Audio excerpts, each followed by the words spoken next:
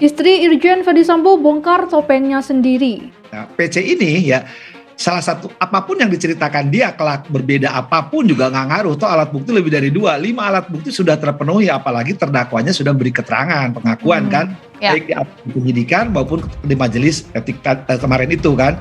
Jadi sekali lagi apapun yang dilakukan oleh PC, malah PC untuk EPS sebenarnya tidak bisa karena ada hubungan kekeluargaan, hubungan suami istri. Nah, di perkara E, di perkara RR, di perkara M, dia bisa. Sekali lagi nanti yang jadi masalah itu bagaimana sangkaan 340 yaitu unsurnya barang siapa ya dengan sengaja direncanakan menghilangkan nyawa. Ibu PC ini berbalik statusnya 180 derajat.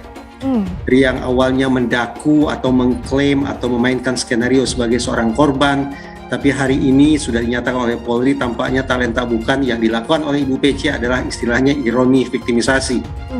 Seseorang yang disangka melakukan perbuatan pidana tetapi memainkan drama sedemikian rupa sehingga seolah-olah dia berada pada posisi korban.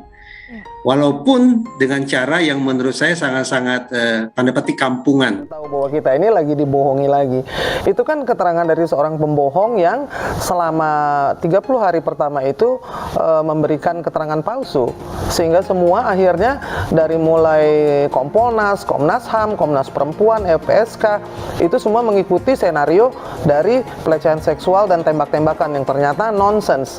Terus sekarang diulangi lagi kebohongan itu. Apakah kita harus percaya kepada satu, dia tersangka, dua, dia terlibat dalam pembunuhan, tiga, dia sudah membohongi 270 rakyat Indonesia. Saya pikir apa yang dikatakan oleh Putri Sambo tidak patut untuk didengarkan, abaikan saja.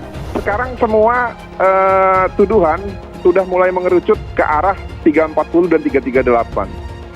Tidak ada cara lain buat Ibu Putri dalam rangka meringankan hukumannya, dalam rangka beliau jika masih ingin melihat anaknya yang masih kecil umur 1,5 tahun secara tumbuh terang dewasa, menggambarkan kejadian yang terkesan menguatkan narasi bahwa memberikan keterangan yang Putri Chandrawati sebagai sejujur-jujurnya. korban pelecehan seksual dalam kasus kematian Brigadir J.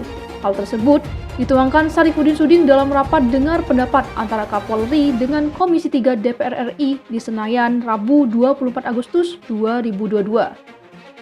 Merespon hal itu, pakar psikologi forensik Reza Indragiri Amril tetap dengan analisis awalnya bahwa Putri Chandrawati bukan korban pelecehan seksual. Kita sudah pernah bahas kalimat pertama PC di depan Makobrimob.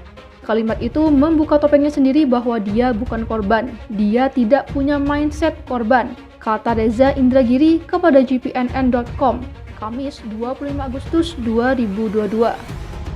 Saat kemunculan pertama di Makobrimob setelah kematian Brigadir J, Reza Indragiri menilai pemunculan Putri Chandrawati itu problematik. Pasalnya, sejak awal istri Ferdisambo disebut sebagai terduga korban pelecehan seksual yang seharusnya mendapatkan perlindungan berupa keharusan untuk merahasiakan identitasnya. Itu ketentuan dalam UU TPKS, Undang-Undang Tindak Pidana Kekerasan Seksual, ungkap Reza Indragiri. Reza Indragiri yang pernah mengajar di STIK menganalisis kalimat yang diucapkan Putri setelah gagal menemui sang suami yang ditahan di Makobrimob Kelapa II Depok pada Minggu 7 Agustus 2022. Reza Indragiri membeberkan kalimat lengkap Putri Chandrawati di depan Makobrimob. Setelah itu Reza Indragiri mengajak untuk menyimak kalimat kedua Putri. Saya percaya dan tulus mencintai suami saya. PC tidak pakai kami, jadi konteks kalimat kedua itu benar-benar tentang relasi PC dan FS sebagai pasangan suami istri. Jelas Reza Indragiri. Analisis Reza Indragiri mengatakan kalimat kedua itu seolah merupakan cara Putri mengoreksi sesuatu yang salah. Menurut Reza, seolah telah ada sesuatu yang tidak pada tempatnya, sehingga Putri Chandrawati merasa harus memberikan pelurusan terhadap kekeliruan itu. Reza Indragiri pun menilai Putri Chandrawati pernah mencoba mengangkat substansi tentang pelecehan seksual pada kalimat terakhir di Makobrimob. Menurut Reza, di kalimat terakhir, saya ikhlas memaafkan segala perbuatan. PC membangun kesan bahwa dia adalah korban yang baik hati karena sudi memaafkan pihak lain yang telah menjadikan dirinya sebagai korban, ungkapnya. Reza Indragiri pun kembali pada pemunculan Putri Chandrawati di Makobrimob dan kalimat pertama yang diucapkan saat itu. Itu tadi yang saya bilang, pemunculan dia ke publik dan kalimat pertama dia adalah penanda bahwa mindset, alam pikir dan suasana batin sebagai korban tidak sungguh-sungguh ada. Jelas Reza. Menurut Reza Indragiri, hal itu contoh ironi viktimisasi, yakni bagaimana pelaku atau tersangka mencoba menggeser statusnya di posisi sebagai korban. Terlebih, bila dikaitkan dengan UU TPKS, pelecehan seksual adalah delik aduan. Salah satu guru besar UI sekaligus pengajar gender dan hukum, Profesor Sulistiawati Irianto mengatakan bahwa Putri Chandrawati akan sulit berkata jujur. Putri Chandrawati akan terus berusaha melindungi sang suami, yakni Ferdy Sambo. Menurut Profesor Sulistyo Iriwati, Putri Chandrawati mengira langkahnya ini akan bisa menyelamatkan Ferdy Sambo. Lebih lanjut, Profesor Sulistiawati menyebutkan peluang Putri Chandrawati untuk berkata jujur akan sangat tergantung bagaimana ia merespon ikatan-ikatan budaya yang ada. Dirinya juga mengungkap alasan seorang Putri Chandrawati sulit untuk berkata jujur, menceritakan hal yang sesungguhnya karena dia sudah diindoktrinasi dalam pola pengasuhan bahwa seorang suami itu adalah orang yang dimilikinya dan harus diselamatkan. Meski begitu, ia berharap bahwa Putri Chandrawati bisa menyampaikan kejujuran. Tak hanya itu, Sulistiawati Irianto juga menilai bahwa dalam hal ini, diamnya seorang Putri Chandrawati juga barangkali bisa dilihat sebagai zona nyamannya, sehingga barangkali dia berada dalam posisi tidak punya pilihan untuk berkata-kata, untuk melakukan sesuatu, sehingga jalan yang diambil oleh dirinya adalah diam. Ia juga mengurai soal latar belakang Putri Chandrawati yang juga merupakan anak seorang pensiunan jenderal TNI.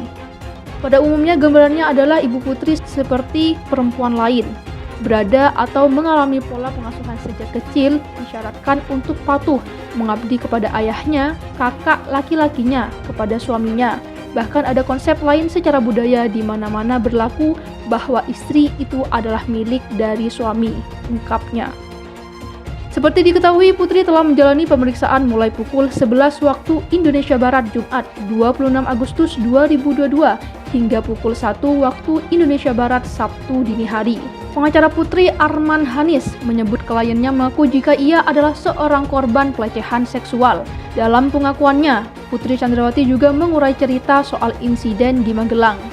Insiden itu diduga jadi awal mula niatan Ferdy Sambo menghabisi nyawa Brigadir J. Keterangan klien kami juga sudah dicatat oleh penyidik dalam BAP tersebut, sekaligus penjelasan kronologis kejadian yang terjadi di Magelang, Ibu Arman Hanis.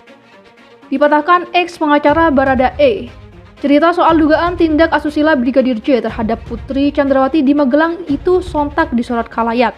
Bak ikut gusar mendengar isu tersebut, mantan pengacara Baradae yang pernah berbincang langsung dengan penembak Brigadir J, Deolipa Yumara, turut berbicara. Dalam wawancara di tayangan TV One News, Deolipa Yumara menyebut mantan kliennya, Baradae, tidak pernah mengungkap kesaksian soal insiden gendong-menggendong di Magelang. Karenanya, saat mendengar kronologi kejadian dari anggota DPR RI itu, Deolipa Yumara ragu. Menurut Deolipa, cerita tersebut adalah karangan Kuat Maruf, sopir Putri Chandrawati yang juga jadi tersangka pembunuhan berencana Brigadir J. Sebab tokoh yang jadi penyebab kericuhan antara keluarga Ferdy Sambo dengan Brigadir J adalah Kuat Maruf. Bukan tanpa alasan, Deolipa Yumara mematahkan kesaksian Putri Chandrawati soal dugaan asusila itu. Pria berambut keriting itu menyebut tak masuk akal jika ada seorang ajudan yang berani melakukan tindak asusila kepada istri bosnya.